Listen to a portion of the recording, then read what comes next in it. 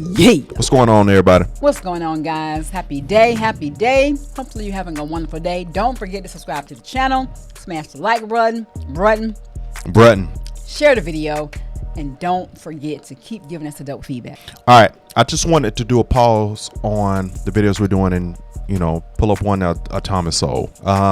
Y'all know in the past we did one. If you go back, it did like a origin story, but it's very long, and I wanted to see how they summarize this up in 5 minutes, talking about the origin of black ghetto culture in America. So 5 minutes, let's see what this sums up. Y'all could also go look back more at the extended version on our channel. If you go look back there, it's on there. The trail mix is so good. I can tell. I'm sorry, guys. Little hungry. These people are creating a terrible problem in our cities. They can't or won't hold a job. They flout the law constantly and neglect their children. They drink too much, and their moral standards would shame an alley cat. For some reason or other, they absolutely refuse to accommodate themselves to any kind of decent, civilized life. This was said in 1956 in Indianapolis, not about blacks or other minorities, but about poor whites from the South. Nor was Indianapolis unique in this respect. A 1951 survey in Detroit found that white Southerners living there were considered undesirable by 21% of those surveyed, compared to 13% who ranked blacks the same way. Wow. In the late 1940s, a Chicago employer said frankly, "I told the guard at the plant gate to tell the hillbillies that there were no openings." Hillbillies. When poor whites from the South moved into northern cities to work in war plants during the Second World War, occasionally a white Southerner would find that a flat or a furnished room had just been rented when the landlord heard his Southern accent. More is involved here than a mere... So that was not, that Southernness was not favored in the North. That they apparently they didn't like draw, or they probably felt that Southern was a lot more inferior than Northern. Because if you don't want to give a room because they hear a Southern accent, we don't want you. Can't sit here, Forrest Gump. Can't sit here.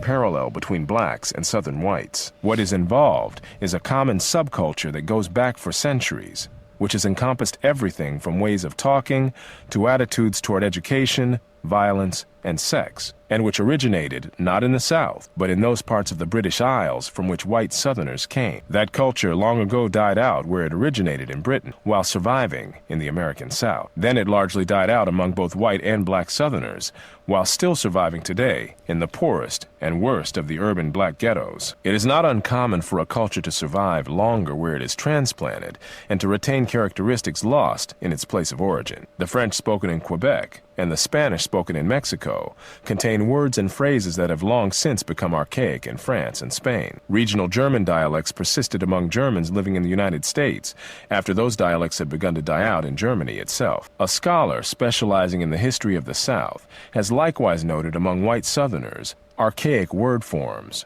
while another scholar has pointed out the continued use in that region of terms that were familiar at the time of the first Queen Elizabeth. The card game whist is today played almost exclusively by blacks, especially low-income blacks, though in the 18th century it was played by the British upper classes and has since then evolved into bridge. The history of the evolution of this game is indicative of a much broader pattern of cultural evolution in much more weighty things, and their sex lives were all sharply different from those of other whites. The history of this redneck or cracker culture is more than a curiosity. It has contemporary significance because of its influence on the economic and social evolution of vast numbers of people, millions of blacks and whites, and its continuing influence on the lives and deaths of a residual population in America's black ghettos, which has still not completely escaped from that culture. It hasn't. From early in American history, you still got a hood white culture, which is redneck culture, and you still got a hood black culture. Because once that mind is instilled, it's generationally instilled. Not everybody still falls woe to that thinking. A lot of people have elevated to the top tier of life.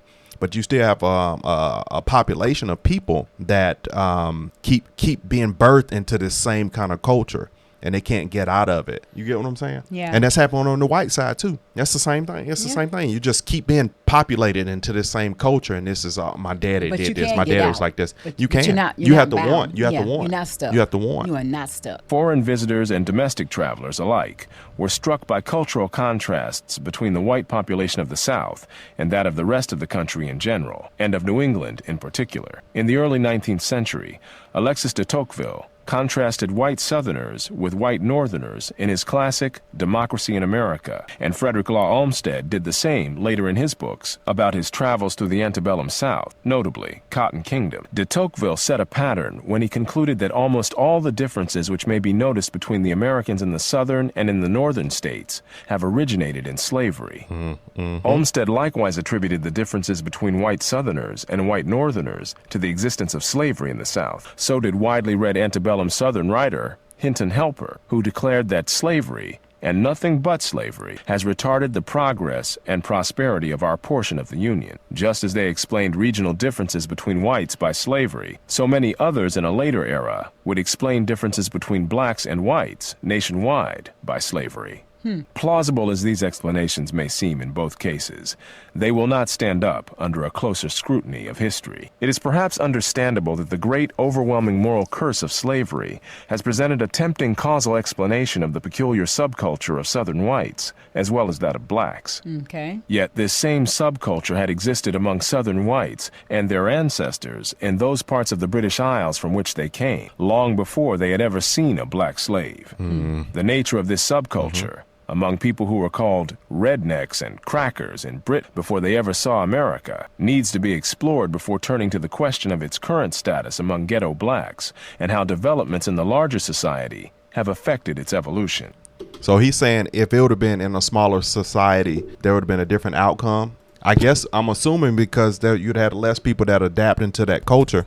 It'd have been a smaller number. And I guess it wouldn't populate as hard because you don't have as vast many people producing offsprings that are still into that culture, still speaking like that, still with that mindset. Maybe the less would have been better when it comes to hoodism, whether it's white or black. Maybe it would have been better on white or black if that was a very small group of people compared to it being large, because you have a large population of hood white and hood black. I mean, I don't really have much to say about that. You know, I feel like, I don't know, can it ever be eradicated? Yeah. And that means, as the generations continue to grow, we'd have to get fewer and fewer and fewer. Yeah. More people would have to rise up. The younger generations, and more people would have to rise up. They want to be more. Because look at, man, shout out to I'm not a fan of his cursing, how much he cursed, but Danny Duncan is a prime example. He grew up hood poverty, more trailer homes, hood poverty, and he grew up to be a massive rich YouTuber. Yeah. So you can easily come out there. We have so many tools to get out of that. Some people just refuse to get out of that, but there's so many tools to be out of that. It's unbelievable. Yeah. So all these other countries that wish they can have it like us, you have it like this. You're just being lazy. Somebody would trade their seat so quick for you. Yep. Okay. Like, comment, subscribe. Don't take a nose dive, but comment down in the section below if you want some. We'll see you on the next one, man. We got to go. Love you guys. Bye. Yeet.